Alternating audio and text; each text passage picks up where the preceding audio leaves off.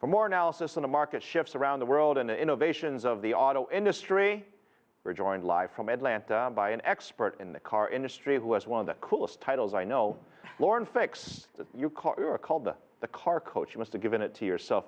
Nonetheless, very cool. Welcome to the show. One of the things that we've talked about here is the Chinese automaker companies planning to come into the United States. Now, they currently are not building cars to export here, but there are plans to do so, Volvo being one of them. But let's talk more broadly. Will it work? Well, you know, they've tried at the Detroit Auto Show a couple years in a row, which is the North American International Auto Show, huge international event. And the press just hasn't seemed to like glom onto it. If you look at it from an analytical perspective, you're looking at cars that are in the marketplace that are about quality, style, design, longevity, and there's a very competitive marketplace in the U.S. For China to sell here is the ultimate goal. If you can sell in the U.S. and China, the two largest marketplaces, you're a successful company. They're going to have to bring something that much different. You're looking at the Koreans coming in with 10-year, 100,000-mile warranties. The Japanese are already here in strength. For China to come in, they have to offer that much more. Now, I remember a time, and that's because my age probably is a lot different than yours, that you may not remember that when the Japanese first came to America, guess what? They were criticized for being cheap, crappy, poor quality, and ugly. And remember, the Koreans had the same problem as well. Yes. And then they had the 100,000 miles, and now, look, the rest is history. But isn't that just the natural progression of anybody that's new to the marketplace, is that you're going to be faced with all this criticism about quality and the wheels falling off and things of that nature? Absolutely. I think that there is always a marketplace for a car. If the Chinese brought their cars in today, there would become a franchise dealer network very quickly, because everyone knows, as P.T. Barnum says, there's a butt for every seat. So if they brought the cars in, they absolutely will sell them, no matter what the price point, no matter what the quality, but they will have to step up their game in order to compete with the Japanese and the Koreans, who have stepped up theirs. What about Mexico? You know, there was a time when a lot of car companies, and there still are today, and there's much more investment coming, but they're building cars, not just to export to the U.S., but build it in Mexico and export to the rest of the world, right? Right, and absolutely, because you have to look at the cost of building the vehicles there, plus they don't have unions like we have here in the United States, so the cost of building it, labor costs, fixed and variable overhead, are substantially less than here in North America, the rest of North America. And you look at the two big places. If you're going to be a successful automaker, you better sell cars to China. You better sell cars in America. I mean, you essentially need both. I don't think it's an or thing anymore. And obviously, the legacy car makers are doing that. Do you think, you know, aside from China, will we see new car companies try to enter this market, or are the barriers to entry to get into this business just too high?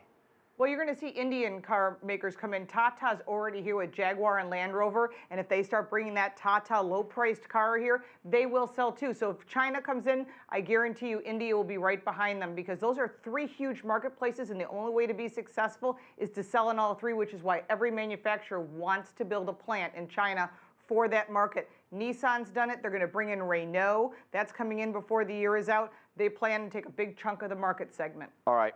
You are the car coach. I'm going to give you a chance to talk to all these executives that are watching this potentially in China, who might be thinking of ways, how do I sell a car to customers like you and your friends and your neighbors?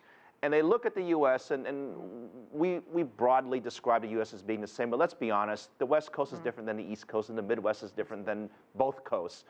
Right. What's your advice to those executives who say, well, what do I got to do to sell in the U.S.? Do I need to buy another company? Should I do a joint venture? Do I just need to buy ads in the Super Bowl?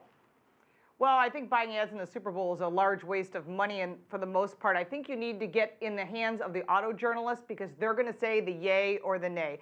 First, we didn't like the Korean car manufacturers. Now that Kia and Hyundai are putting out quality product. So what you need to do is find a target market. What segment do you want? Is it crossover utilities, which are huge right now? Is it compact SUVs? Find one target segment and hit that really hard, because if you do, and you get the journalists on board, and you can get in the hands of consumers and do consumer events and hit that target market just so right with everything that they're looking for, once it starts, it'll just spread like wildfire. And suddenly everyone's going to say, hey, why don't you make a sedan? Why don't you make a larger SUV? Please make a pickup truck. And they'll be making product that consumers want here in the U.S., which is totally different product than what you're currently producing in China. Lauren, last question.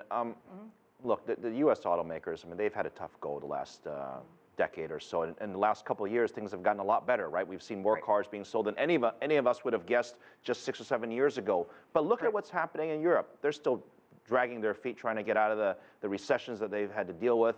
China has a little bit of a slowdown as well.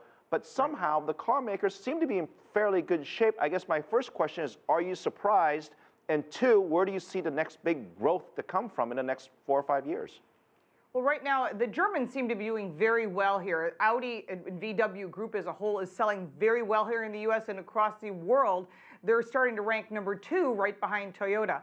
So when you're looking at growth segment, you're looking at crossover utilities, you're looking at compact SUVs, and you're looking at sport or hot hatches is what they're talking about, what we call them here, which are small 5-door hatchbacks that are fun to drive, that meet people's needs.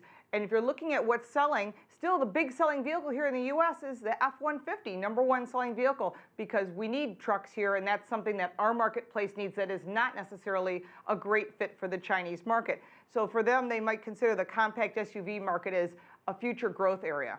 All right, Lauren Fix, thank you so much for joining us, the Car Coach. Next time, we're going to talk about motorcycles and bikes, okay? It's a deal, okay. All right, thanks again for coming on to the show. Very cool stuff. Next up.